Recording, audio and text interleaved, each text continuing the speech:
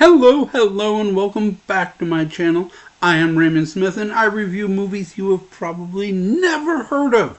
Today, we jump back into horror movies with...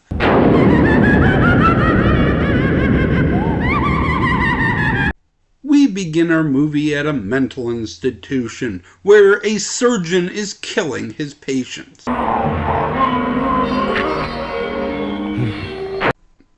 A doctor finds a trail of blood and follows it and follows it and follows it down into the basement.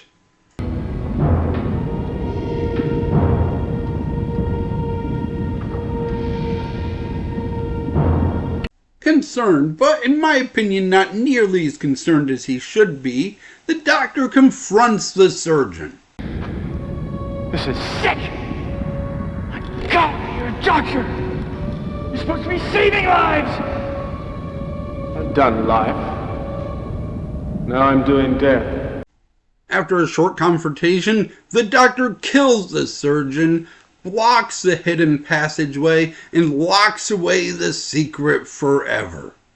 And by forever, I of course mean 20 years. An amnesiac named Jane Doe enters the mental institution. Are the reasons we're forced to intervene on your lose own? my memory. It was taken from me. I told them it was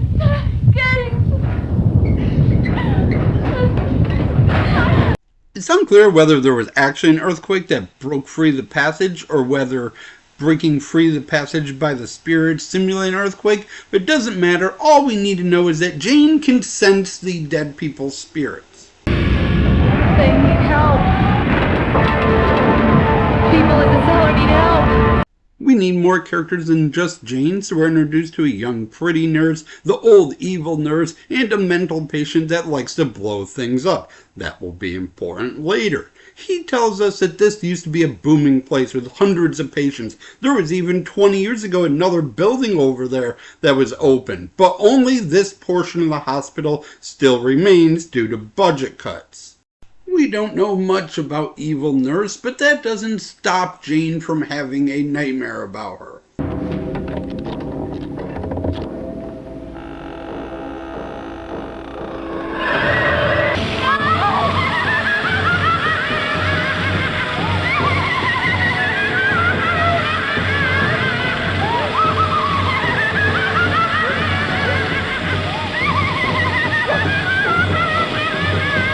We don't have the time to dwell on nudity-filled nightmares because the surgeon is back and he's killing everybody.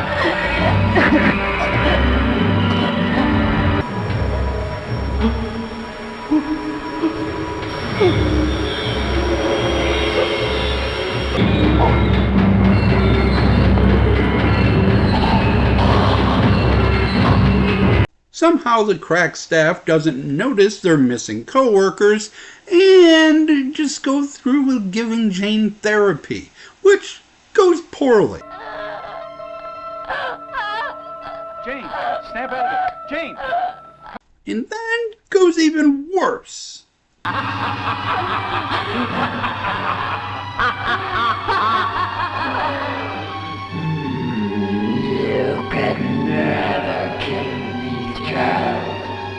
Jane tries to tell her explosive-loving friend what's going on, and he calls her nuts. But then, he must have seen the part of the movie earlier where she shows her tits, because he turns around really quickly. What are you talking about? He killed a man last night. I saw him. He's here. He's the same one that took my memory from me.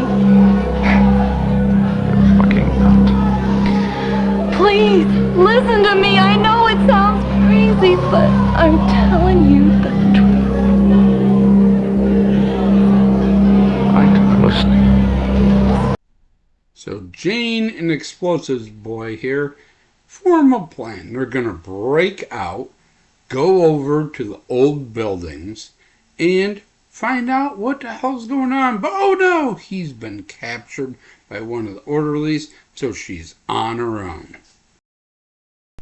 She is captured by the surgeon, tied up, and guess what, folks? 1 hour and 6 minutes into the film, we have a zombie movie.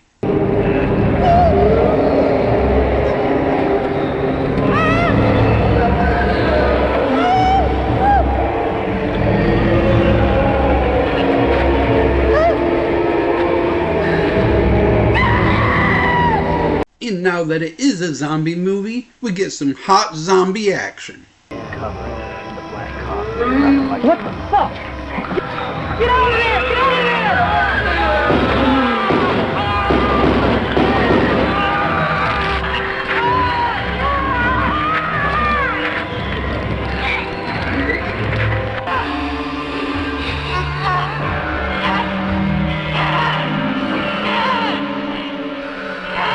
Now, one thing I haven't mentioned is in the background of this movie is Sister Clara. She's a nun and she has the secret to killing the zombies.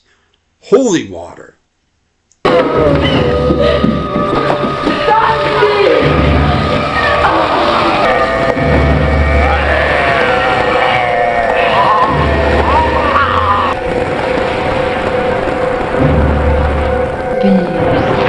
But don't worry, we have a plan. Convince the nun to bless the water tower, turn the entire thing into holy water, then Explosives Boy will blow it up and drown all the zombies. Meanwhile, the main doctor's day of, his patient being possessed by a former colleague he killed, and his head nurse attacking him while holding her own heart in her hand, has gotten worse.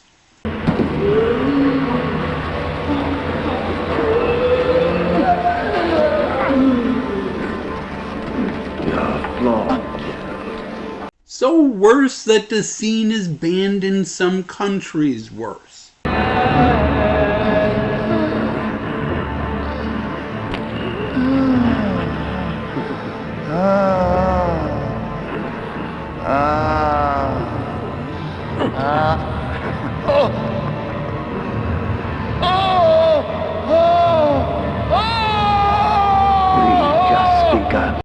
We get a bunch of extras as zombies as our heroes execute their plan. I'm not exactly sure what the girl is doing, but the guy is climbing up the water tower to set off the explosives.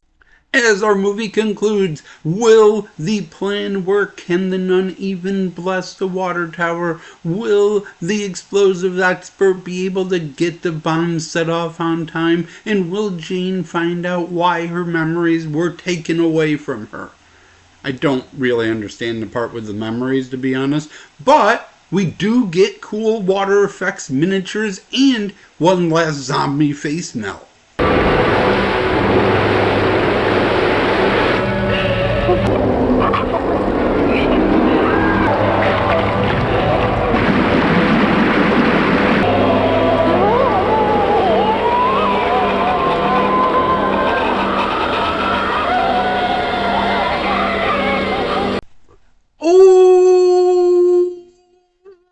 Overall, this one starts a little slow. Well, it doesn't start slow, the middle's slow. It was a rushed movie by inexperienced people, but there's a lot of cool stuff in this, a lot of cool ideas, great effects. I'll look up the effects person here in a second, let you know who that was.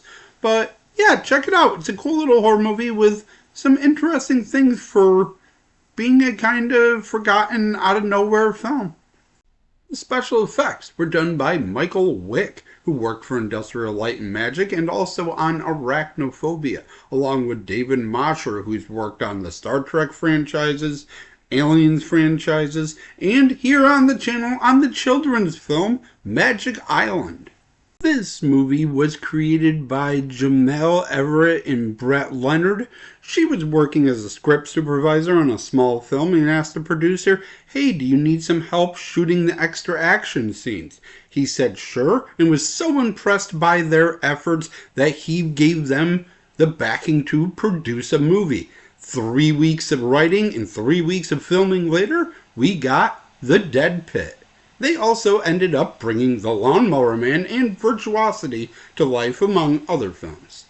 The actors in this one, not many to really mention. The main doctor was played by Jeremy Slate. He had 80 previous acting roles back in the 60s and 70s, but this was pretty much at the tail end of his career. Cheryl Lawson didn't act a lot, but did become a pretty successful stunt woman through the 2000s. Here, let me ease your mind.